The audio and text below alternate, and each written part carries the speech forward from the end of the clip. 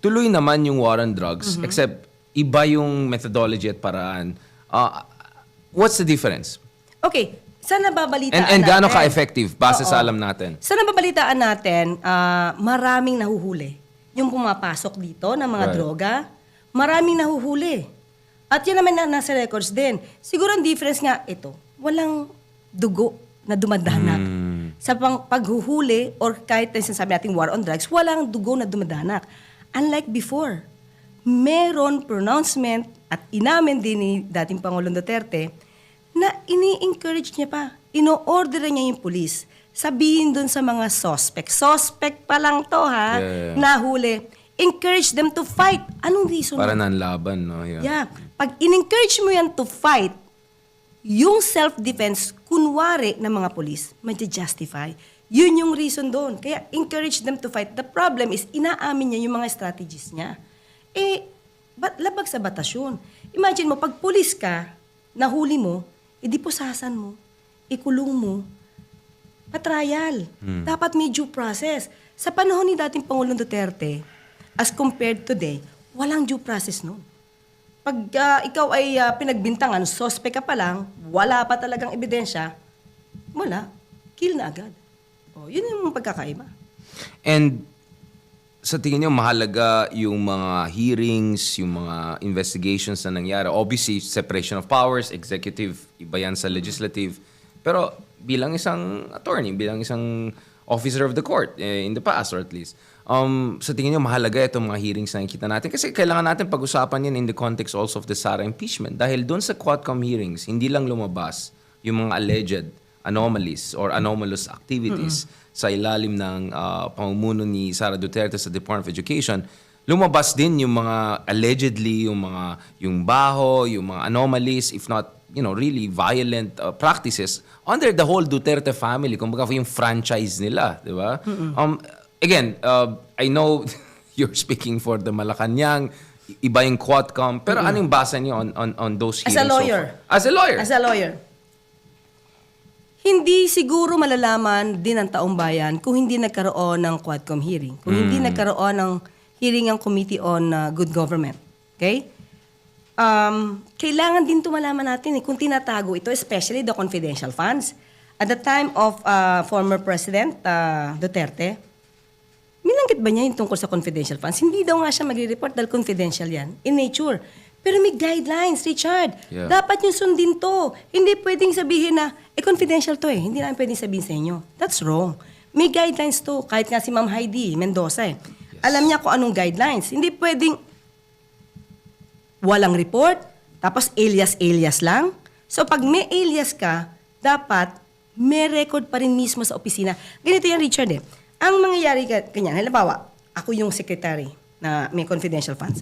Ang gagawin ko, di ba, SDO. Yung SDO niya, makikipag-coordinate yan kung sino man yung pagbibigyan ng pera. Right. Pero lahat yan, dapat si SDO may report.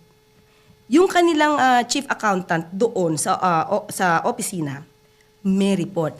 Yung report nila na detalyado, nakasealed yan. Right. Hindi nila yan ibibigay sa COA. Ibibigay lang nila kung ano yung pwede nang ibigay. Kapag ka na AOM or na red flag, parang gano'n, oy, teka lang, bakit ganito to? Doon nila ilalabas. Pero confidential pa rin yun, sa COA lang yun ibibigay. So ngayon dito, lumalabas, yung mga ebidensya nila, mukhang wala. Bakit? Sabi ni SDO, Gina Acosta, di niya alam. Wala siya alam. Chief Zuleika, Chief of Staff, Attorney Zuleika, wala siyang alam. Lahat ng accountants niya, walang alam. Mukhang nakakaalam lang yung pinagbigyan ng pera, saka si VP Sara. Mukhang dalawa lang. So, anong nangyari sa inyo? Anong klaseng INUTIL kayo dyan na wala kayong kaalam-alam pagdating sa pera? Sa tingin ko, mukhang yun na yung naging strategy nila. Don't tell anything. Yun basa ko. Well, mahalaga ito kasi ang konteksto din ngayon is yung isa sa mga pinakamalaking attack ng Duterte camp laban sa administration. At kasama din dyan yung mga ibang kasama natin na progresibo din, na well-meaning at well-intentioned is ina-attack nila yung GAA, yung General Appropriations Act. Ina-attack nila yung ayuda daw na issues, yung PhilHealth, among other things. Para sa akin, parang wait lang, if this is coming from the Dutertes, sila yung progenitor ng itong confidential fund. Well before si Pinoy ay nagkaroon ng very limited confidential fund. And Office of the President yan, may threat sa kanya, pwede siya ma-assassinate. Meron na yan sa Davao. And yung panahon ni Digong, yung parang confidential fund ni Sara Duterte sa Napakalaki. Davao, talo pa yung Makati and Quezon City. For past 4 years na pagiging mayor niya, parang 460 million a year ang confidential So funds. billions over the years. Yes, ang question ganito. Nung tinanong siya sa Senate hearing ni Senator Riza, paano mo ito ginastos? So, confident siya. Si VP Sara at the time. Ginastos namin, yung confidential at the time na siya, nasa OVP na siya. Or DepEd yata yun. Basta confidential na nasa panahon na ng PBBM. The 125 yata, if I'm not mistaken. Ginastos niya sa libreng sakay, libreng tinapay, magnegosyo, something like that, di ba? Tree planting. Right. Okay, kung isipin natin, kung ganyan ka gumastos at inamin mo na pinaglaanan mo itong mga proyektong ito ng confidential funds mo, at the time na ikaw yung VP at secretary ng DepEd, di ganyan din kung paano mo to ginastos nung mayor ka. Hindi yun dapat. Modus operandi na yan, kumbaga, yeah. Hindi ang yun ang dapat pagkagastusan ayon sa batas. Hindi yun ang supposed to be na mga dapat mong bayaran using confidential funds. So, ibig sabihin nung mayor siya, May questionable practices na. mali na yung kanyang paggasta. Pero ba't hindi na question? Is it because presidente ang tatay niya at that time? Well, I'm sure matalino yung ating mga followers, magigets nila ito 2+2 nila yan. Unless, of course, gusto maniwala sa alternative universe ng mga kaibigan natin dyan. Now, balikan natin itong issue ng Sara impeachment. Sabi ni... I rarely agree with this person, but in fairness, si Coco Pimentel sabi niya, only in the Philippines, it takes you 1 month na ma-interpret ang isang word na forthwith. Like, at sabi nga niya, baka buti nga 1 month eh. Again, bilang isang attorney, I know separation of powers yan. Klarong-klaro si President Marcos Jr. sa kanyang stance dito at saka yung respect niya for separation of powers. But as a lawyer, as someone trained in this, forget about, just going to English language. Ano po ibig sabihin ng forthwith? Immediately. Actually, immediately. Pero kasi sa akin, ito view ko lang. Again, in your bahala. personal capacity as a legal mind, yeah. Siyempre, ang Supreme Court dyan, ang siyang may Of final say kung ano yung forthwith na pinag-usapan dito sa hearing sa impeachment trial. Kasi ganito yan eh. Sa akin, may gray area siya. Kasi nakalagay sa Constitution shall forthwith proceed. Pero hindi kasi nakalagay doon during session. Kasi nasa recess sila. Di ba? Parang magkakaroon talaga na, dapat ba sa recess, magtuloy-tuloy na kami? Di ba pag recess ka, kailangan mo ng special session. So, walang nakalagay sa Constitution na even during recess, magtuloy. Immediately. So, may magiging So may kind of action gray eh. area. Yes. Pero ang basa ko kasi dyan is pagdating sa Senado, yung recess refers to legislative functions. Pero ang function ng Senado ay hindi confined sa legislative functions lang. They also have function of oversight, they have to fiscalize. Pero wala rin sinabi. So ang sinasabi is the Constitution is a bit silent on this. So it provides room for interpretation. Yes. Hence, For Jesus me, Cordero. Yeah, of course. Kasi di ba, kapag nasa recess ka, di ka naman makakapag-convene eh. Kung hindi magkakaroon ng special session na ipapatawag ng Pangulo. Kaya nga, di ba, pinupush nila magtawag na si Yeah, Pangulo. exactly. Di ba? So, paano sila proceed immediately kung kakailanganin pa nila yung isang special session na papatawag ng Pangulo? Dependent sila dun. Di ba? Is it dependent or is it passing the buck na ayun naman you're free not to answer me kasi pero, to be honest, kami sa labas parang basa namin diyan yung American term na buck passing. Uy, ayaw namin galawin yan kasi baka Supreme Court, kayo mag-decision.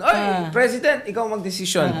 Kaya Yes. sa iba, dereliction ng duty ng Senado yan. Kasi sa pagkaalam namin, ang Senado, hindi lang nila yung duty, yung legislative functions, kasama din dyan yung duties nila. Sinasahod sila eh. Yes. Hindi ko na alam kung nagpa-Fashion Week, Milan, kailan ba yung Milan Fashion Week? Hindi ko alam kung nagpa-microblading session yung mga kaibigan natin. Para sa akin, ang mahalaga dito is, you don't forget your constitutional duty. Saka, sabi nga natin, kung gusto, may May paraan, paraan. exactly. Pag ayaw, may dahilan. Ang sabi naman ng Pangulo, just tell me, you make a request. But, siyempre si Pangulo, alam naman natin, hindi siya pwede mag-initiate. Yeah, of course. Hindi yun Respect magandang yan, yeah. tignan. Kasi sabi na, Pangit nako, tignan, yeah. si ang Pangulo ang nagmamadali na ma-impeach. Ayan naman, bibigyan na naman ng ibang kulay yon. So, sabi naman ni Pangulo, di ba, kayo mag-request, sabi niyo sa akin, then, pwede naman akong gawin yan. Pwede kong gawin yan. So, ang hinihintay lang naman ng Senado. So, sabi nga natin, kung ayaw, may paraan. Pag-usapan din natin isa pang issue dito, yung may niraise si Senator Chis Escudero na wala daw clamor.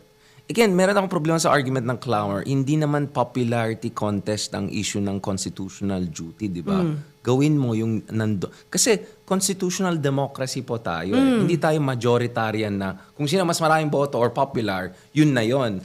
So, again, bilang abogado, para sa inyo, what do you feel about itong argument na clamor-based dapat ang mga ganitong issues na yan? Dapat ba you leave it to opinion, public opinion? Tingnan mo anong latest survey. Sinasabi ng survey na 40% for impeachment, 30%. I mean, I've seen some of the surveys, for instance. Nakausap ko yung na-interview natin, for instance, WR Numero. Meron silang survey. Ang interesting sa survey, ganito. Nung generic yung tanong na kailangan ba magkaroon ng impeachment trial, mga 20% lang undecided. And then nung naging specific yung tanong, kailangan ba magkaroon ng trial base sa case ABC? Biglang 40% undecided. Ibig sabihin, the people still need to see a proper trial and the evidence and the counter-evidence and the litigation. Kumbaga, hindi dapat tayo umaasa sa clamor ng tao. Kasi yung tao actually umaasa sa gobyerno to do its job, including a fair and impartial trial of an important issue involving the Sara impeachment. Yes, ang tanong natin ngayon dyan. Bakit nga ba ayaw ay pa magpatawag? Kasi may timeline na si Senate President Cheese.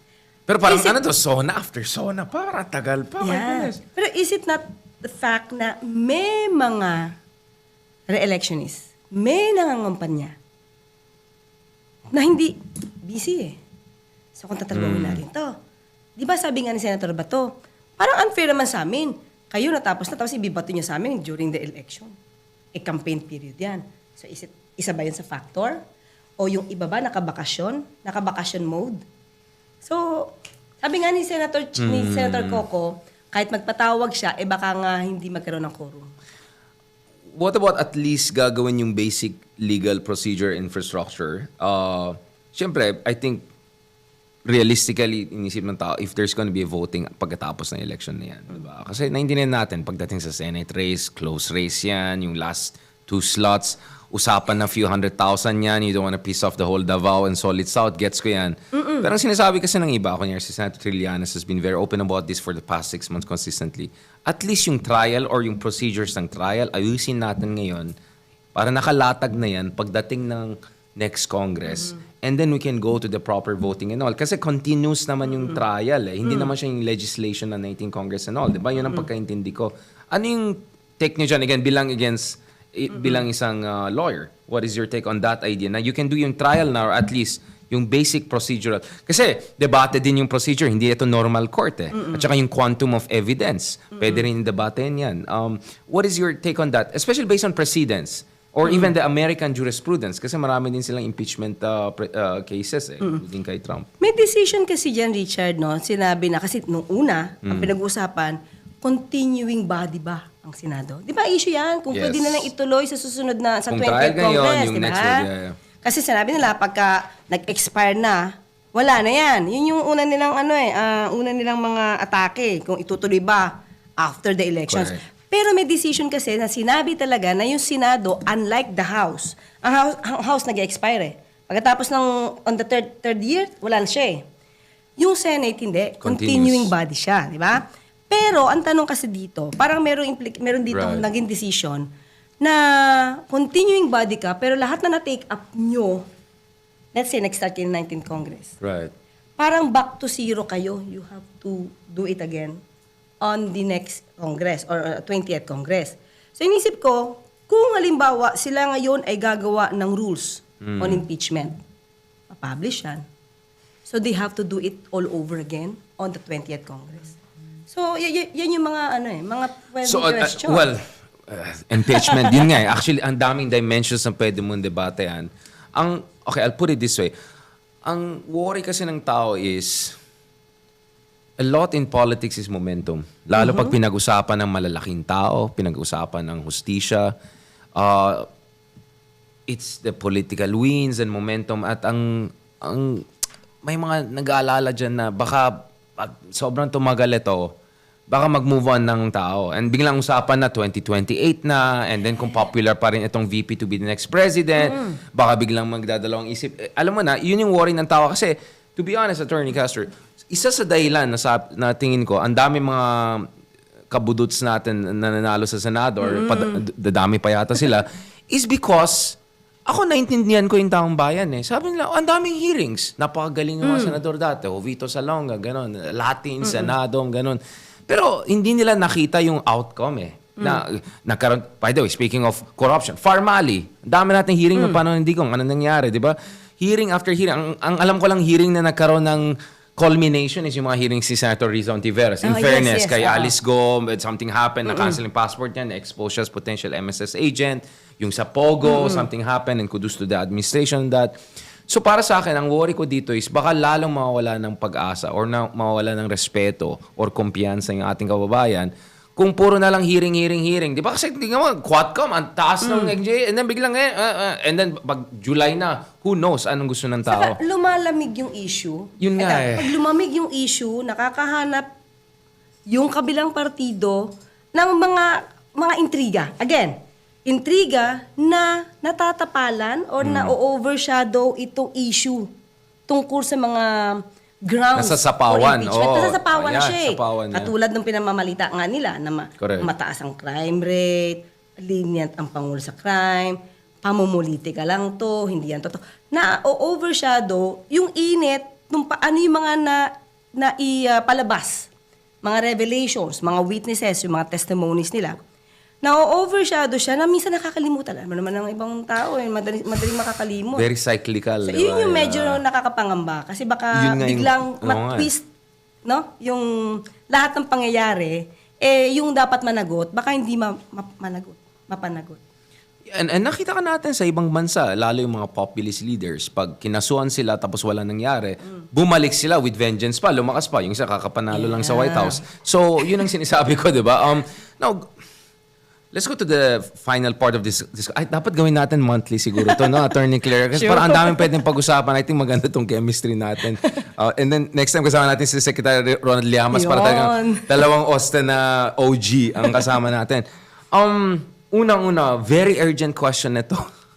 Where in the earth is Harry Roque? I mean, pati si Rizza Ontiveros, like, for heaven's sake, nasaan si Harry Roque? Kasi, ang teorya ng iba, kunyari sabi ni Justice Carpio sa akin, baka hinihintayin niya lang matapos ng Congress kasi may show cause order, di ba? So, kung wala na yung Quadcom, balik na siya. Pero sabi ni General Torre, well, kung talaga may mga kaso, pogo, whatever, arestuhin namin yan no matter what. Because I'll tell you, Attorney Castro, feeling ko deep inside, ang dream situation ni Harry Roque is balik siya triumphantly as the lead defender. Siya yung defense team leader ni Sara Duterte. Okay. And magsha-shine siya dyan. Feeling ko yun yung plan niya. So, kaya ang payo ko kay Attorney Panelo, like, make sure you can hold on to your star moment. Hindi, ikaw, ano ba alam natin? Nasa ba siya? Abu Dhabi, Dubai, Casablanca? Nasa Macau na daw, ang huli. Wow. Nag-Japan, nasa Macau. Medyo mapogo din yung Macau.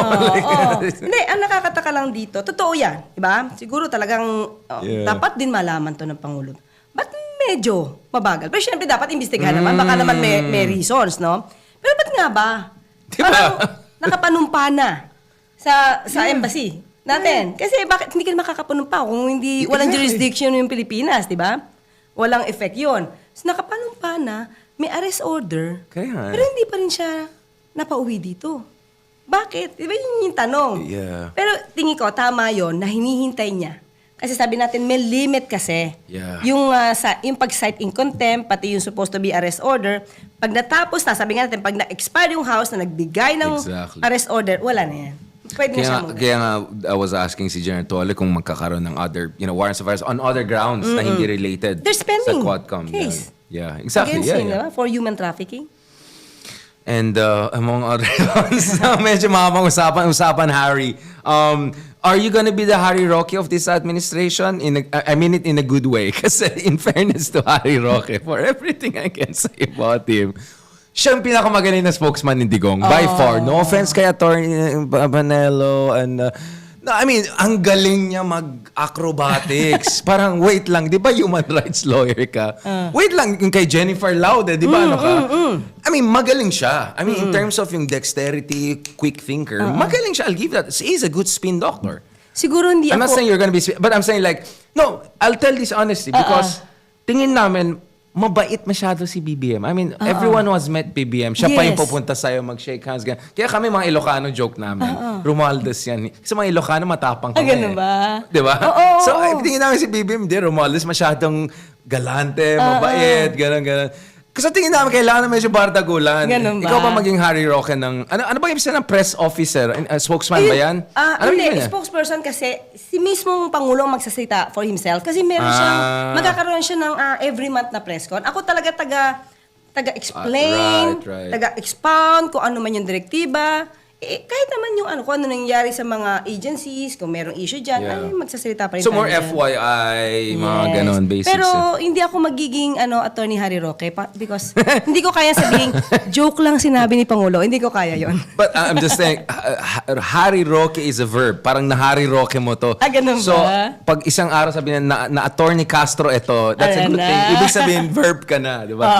Last point, of course, itong Pilipinas 360 degrees, hindi ko ginawa yan dahil lang gusto ko mag-atake ng isang kampo or ito ay ukol sa ating bansa. Ano yung pwede natin gawin? Para sa akin, ang pinaka-frustration ngayon is itong pagkakaren ng mga Dutertes. Parang gusto nila sila na lang parating bida, ganun. It's distracting us, right? And papunta na tayo sa legacy years ni Pangulong Marcos, in the last, it's gonna be the last 2-3 years of his term. And dito dapat papasok yung infrastructure projects, legacy years, and setting the tone for, the next 10 years for the Philippines. Hopefully, upper middle income na tayo soon. Ikaw, Attorney Cas, you're still new to this administration, but nevertheless, ano yung sense of investment mo na sana itong gulo na politika mawala para mag-focus tayo sa mga real issues, yung gut issues, economic issues, infrastructure issues? Yes, ito nga nung isang araw, nakipag-meeting kami kay Secretary Laurel. Hindi naman to news eh. Yeah. Pero ang dami pala nilang ginagawa for the farmers. Okay, marami talaga. Nakita ko, meron pa rin silang project para magkaroon ng cold storage, para yung mga gulay na hindi nabebenta kasi oversupply. Dapat turuan ang farmers kung paano. The problem is ngayon, because of the law, hindi kasi pwede yung DA, sila ang bumaba mismo sa farmers. Right. Kasi ang municipal agriculturist ang may karapatan makipag-usap sa farmers. So DA, hindi makadiretso. Pero sana nga, ang DA mismo ang makababa sa farmers. So ang gagawin nila is, gusto nilang turuan yung mga farmers, huwag kayong sabay-sabay magtanim. Yeah. Kasi mag-oversupply talaga yan. So mangyayari dyan, mumura ang item na pinreduce nyo. So dapat turuan yun. And at the same time, sabi nga na, magbibuild tayo ng cold storage para kung may mga gulay na hindi nabebenta because of oversupply, pwede na lang ma-stock doon. So yun yung gusto nilang, meron na actually. So itong mga proyekto na to, Right. actually, isa lang ito marami. Hindi ito na nagkakaroon ng focus ang tao because sinasapawan Yeah. ng mga negative na issues. Intrigues. Especially ng mga Duterte. Lahat, every minute, parang may issues para masira. So yung kagandahan ng mga proyekto, di napapansin kasi minsan ang pipick upin naman talaga ng mainstream.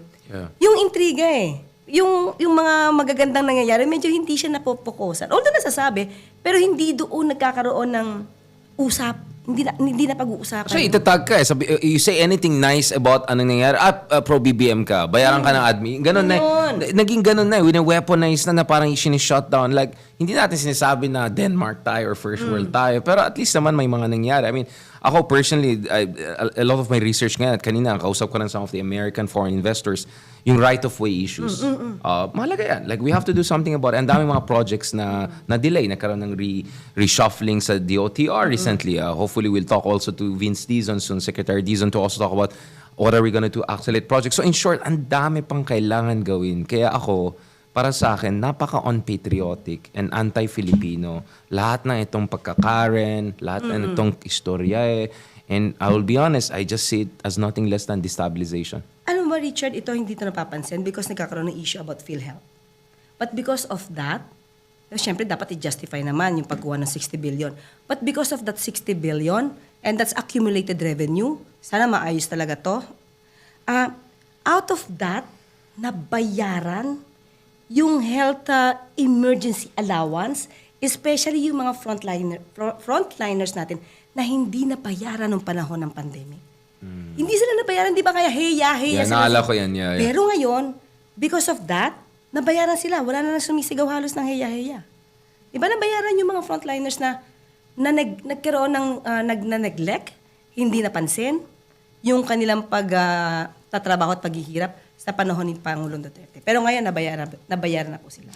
On that note, hindi ko, parang PhilHealth, ano rin pala kayo. No, I'm just kidding. On that note, sa next episode, siguro kausapin din natin ang PhilHealth because that's a very complicated, multi-layered issue. Yes, napaka-technical. Technical issue. And at the same time, sa tingin ko, all sides have to be heard. Kasi yung mga kaibigan natin na genuine opposition, very clear yung stance sila, nasa Supreme Court na ito as we speak, may oral arguments na among others. But at the same time, ang nakakainis sa akin is, any legitimate question raised by the legitimate, genuine opposition, wine-weaponize ng mga kaibigan natin for their own political agenda and personal interest. Kaya parati ko sinasabi, let's criticize the government all you want, but make sure hindi ka magpapasakay or magpapagamit sa mga iba. Alam na ng mga kaibigan natin sino mga to. Anyway, before I make more enemies, thank you so much, Attorney Claire Castro, Yusek Castro, for this hopefully inaugural joint episode. Let's call it RNC or something. Let's come up with the term. Kasi kami ni Ronald Llamas, R&R kami. Like Ronald and Richard.